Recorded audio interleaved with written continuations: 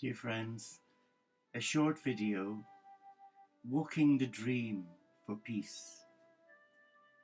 But it's no ordinary dream.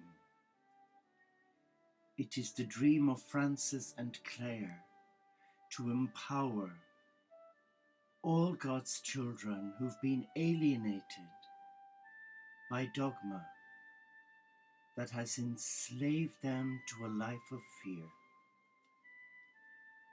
And as a Franciscan myself, I'm trying, with God's help, to live to the vision that He gave to my heart to share with you. And that is not just to embrace one's own faith, as comfortable as that is. It's to take a leap of faith with God's help and guidance, to walk the dream for peace. And that entails stepping outside one's familial surroundings. Even in the words of St. Teresa of Avila, for us to see the face of God in that peace, we have to come outside of our belief system, and instead of looking at life from the inside out, to look from the outside in, and not abandon our belief, not reject our religious family, but to go on a solitary path, to dream the vision of peace, to manifest the vision of peace, to walk the vision of peace. St. Francis and St. Clare, as we know, were very close friends, and at the end of his life she became a very special friend, a spiritual sister who cared for him, along with all her sisters.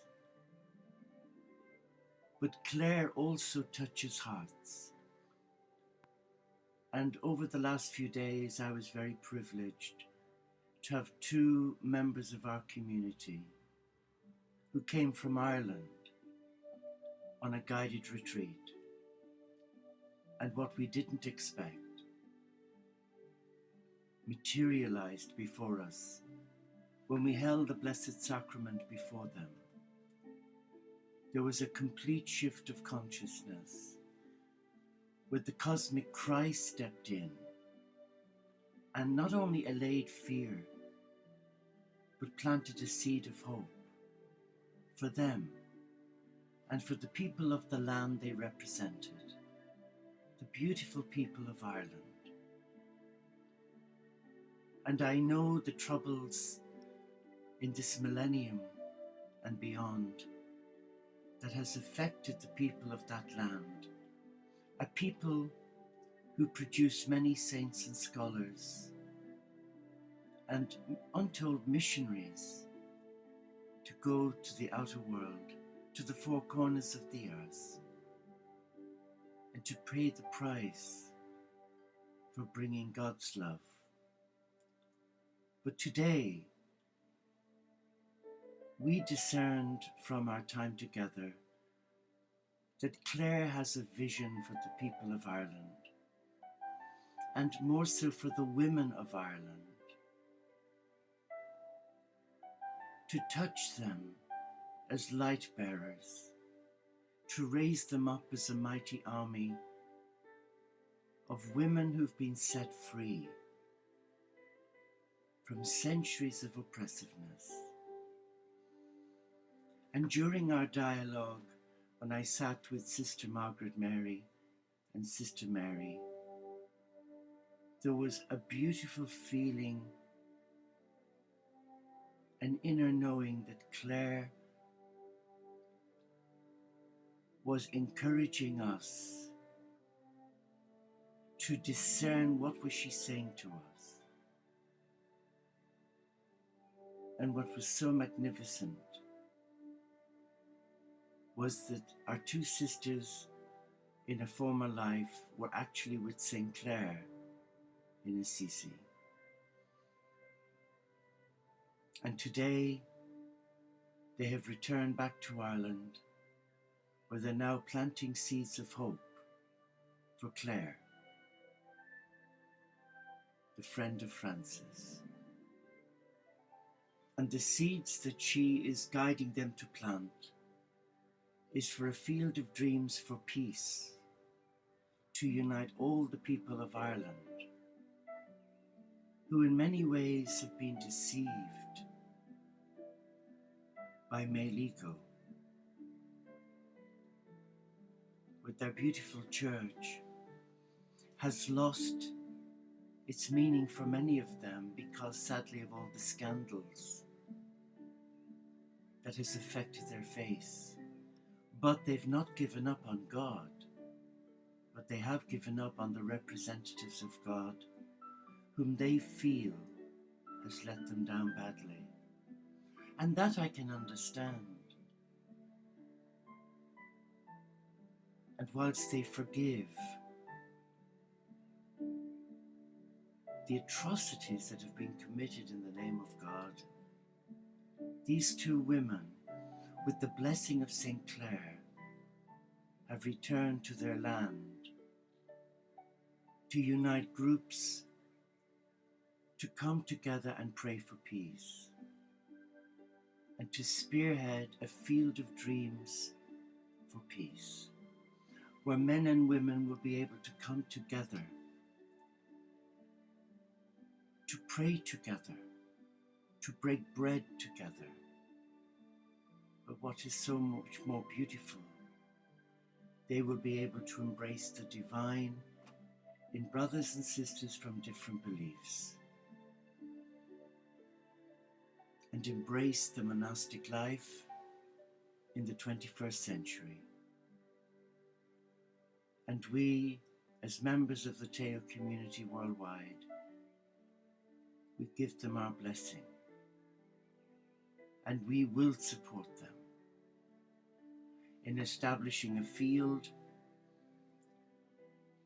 where all can dream the dream for peace. Let us read a beautiful message from Jesus. Come to me when you are hurting, and I will soothe your pain. Come to me when you are joyful, and I will share your joy, multiplying it in many ways over. I am all you need.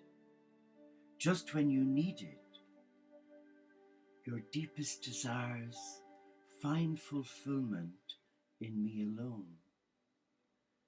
This is the age of self-help. Bookstores abound with books about taking care of number one, making oneself the center of all things. The main goal of these methodologies is to become self-sufficient and confident. You, however, have been called to take a road less traveled. Continual dependence on me. True confidence comes from knowing you are complete in my presence, and everything you need has its counterpart in me. And that is saying that it's so easy to get distracted. It's so easy to get pulled in two ways. And it's so easy to give in when the going gets tough. But God has a plan for you. And the plan often involves living in a mindset where it's built on trust. And it's walking the solitary path. And often it's without the comfort of friends and family. Because to do the work effectively, we have to take that leap of faith. And we have to trust. We have to trust in a loving God who will meet our needs. But it's so easy, isn't it, to be hoodwinked into believing that you're doing God's will when you know deep down inside you that it's a test of wills. And the only way that we can discern what God is asking of us today is, am I coming to this with the mindset of God? Or am I coming to this with a mindset infused by curiosity, insecurity, fear? When Jesus called the rich young man to him because he loved him, he said, "If you wish to follow me, go and sell what you have and give to the poor. Then come follow me."